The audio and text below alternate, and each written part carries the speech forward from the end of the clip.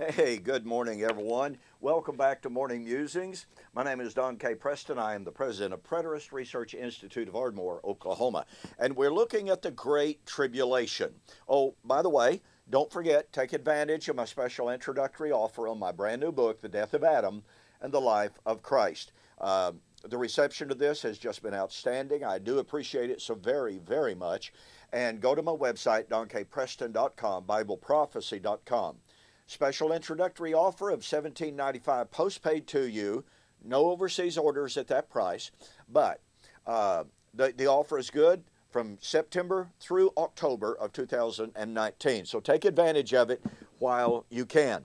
I'm sharing with you that Jesus' prediction of the Great Tribulation, Matthew chapter 24-21, would be a time when, number one, the walls of or the gates of Jerusalem would be closed on the Sabbath. Guess what, folks? Jerusalem doesn't have walls these days. Hello? So it's not really applicable to our day and our time, is it?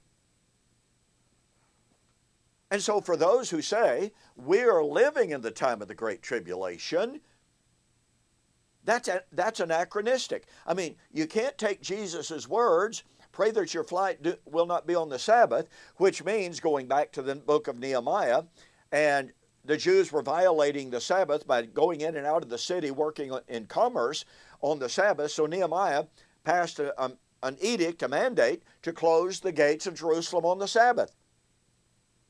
Okay? Well, guess what? Jesus said, pray that your flight from what? The time of the abomination of desolation, the Great Tribulation, would not be on the Sabbath. So, whenever the tribulation would occur, Jerusalem had to have gates that could be closed and locked to prevent escape out of the city.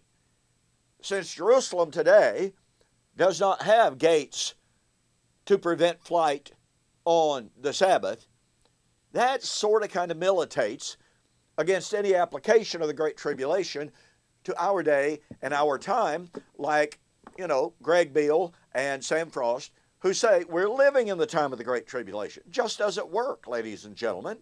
It doesn't work. Well, anyway, yesterday I began sharing with you that Jesus' prediction of the Great Tribulation is based upon Isaiah chapters 2 through 4. I mean, after all, everyone tells us, the amillennialists, the postmillennialists, even the dispensationalists to a certain extent, tell us we're living in the last days. Well, Isaiah chapters 2 through 4 is a prediction of the last days. So if the Great Tribulation would occur in the last days, since Isaiah 2 through 4 is a prediction of the last days, then that means that Isaiah 2 through 4 is about the time of the Great Tribulation. And since Jesus posited the time of the Great Tribulation as a time of judgment on Jerusalem, the gates of the city being locked on the Sabbath, then that means that Isaiah chapter 2 through 4, when it's predicting the judgment on Jerusalem, a time of famine, a time of warfare, a time when, the men of Jerusalem, the men of Israel would fall by the edge of the sword, it's the same thing. Now, there's a passage here in Isaiah chapter 2 that I want to pay particular attention to. Now, keep in mind, we're talking about the Great Tribulation. And it would be immediately after the tribulation that the Lord would come. Remember, this is all within the last days. Okay, so in Isaiah chapter 2, after talking about the events of the last days, then the great day of the Lord, to climax and to consummate the last days, is predicted. Isaiah 2:19, they shall go into the holes of the rocks and into the caves of the earth from the terror of the Lord, the glory of his majesty when he arises to shake the earth mightily. Okay. Well, as I pointed out to you yesterday, in the first place, this language is the language of warfare. A time when a country would be invaded and overcome, and the inhabitants would flee to the hills to hide in the rocks and the caves.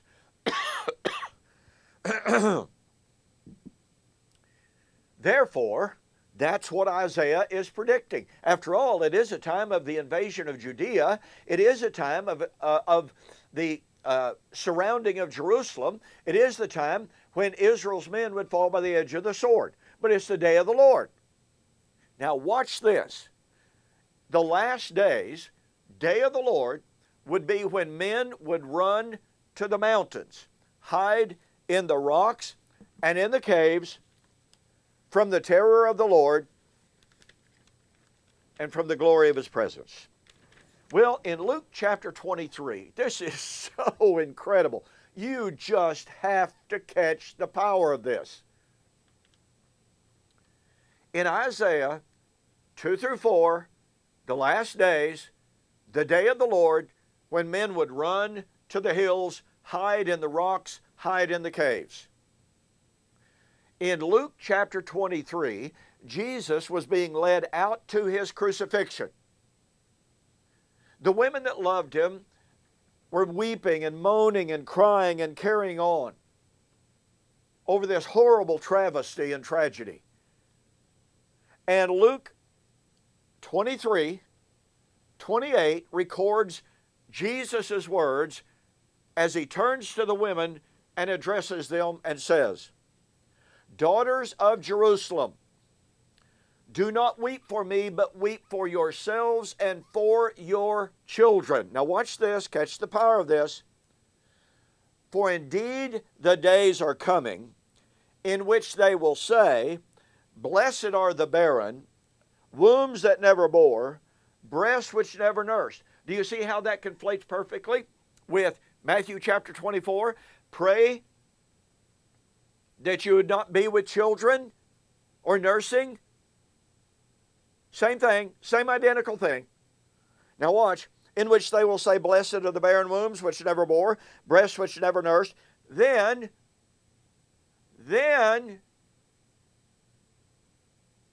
they will begin to say to the mountains, Fall on us, and to the hills, cover us. For if they do these things in the greenwood, what will be done in the dry?" Do you catch what Jesus has done here? Once again, in the last days, at the great day of the Lord, men would run to the hills, into the rocks and the caves, and say, Fall on us. Jesus, speaking to the women of Jerusalem, who were weeping over His unjust death, said, "Women of Jerusalem, do not weep for me, weep for yourselves and for your children, because the time is coming in which they're going to run to the hills and cry to the rocks and the mountains, Fall on us and hide us." Hide us from what? The day of the Lord. Folks, this is great tribulation and coming of the Lord. This is the last days. This is Matthew chapter 24. By the way, I have not found so far, I'm sure there probably is somewhere, probably, and yet to this day, I haven't found a commentator who denied that Jesus in Luke 23 was speaking of the coming fall of Jerusalem. Oh my. If Jesus in Luke 23 was speaking of the fall of Jerusalem, then He was applying Isaiah 2 through 4, the prediction of the last days, the prediction of the day of the Lord, when men would run to the hills. If Jesus was applying Isaiah to AD 70, then that means that the last days and the day of the Lord applied to AD 70. That means that the Great Tribulation had to be related directly to that time and event. Folks, I'm sorry, we can't get around what Jesus, or how Jesus applied Isaiah chapter 2 in Luke chapter 23. Now, since Isaiah was predicting the last days day of the Lord, not a day of the Lord, the day of the Lord, that means you can't get another day of the Lord beyond Isaiah chapter 2. You can't get another last days, day of the Lord, beyond the first century day of the Lord that Jesus said would be when men would run to the hills and hide in the caves and say to the rocks, fall on us. That means that Jesus' application in Luke chapter 24, Luke 21, Luke 23 is absolutely definitive. The Great Tribulation was related to and confined to the first century. We are not living in the last days that Isaiah foretold. We are not living in the time of the Great Tribulation, nor are we expecting, unless we have a misconstrued view of Isaiah 2 through 4, nor are we looking for that day of the Lord. That means we're not living in the last days. That means the last days were in the first century, prior to the Lord's coming in AD 70. I'm sorry, folks. Now, what that means is, finally, very quickly, since Isaiah chapter 2 through 4 is the last day's day of the Lord, then you cannot say, well, in Matthew chapter 24, you have one division talking about AD 70, but you have a second division, which is about the so-called end of time at the end of the last days. No, Isaiah 2 through 4 is about the great day of the Lord at the consummation of the last days. There are no two last days periods in Matthew 24. There is but one last days period. There is but one great day of the Lord, and Jesus himself applied it to AD 70. Sorry. Let's see, what do they call that? Mic drop? Done deal. Stick a fork in it. It's over. It's done. Okay, thank you very much for joining me for this morning's morning musings. Don't forget, take advantage of this special offer on my brand new book, The Death of Adam, The Life of Christ.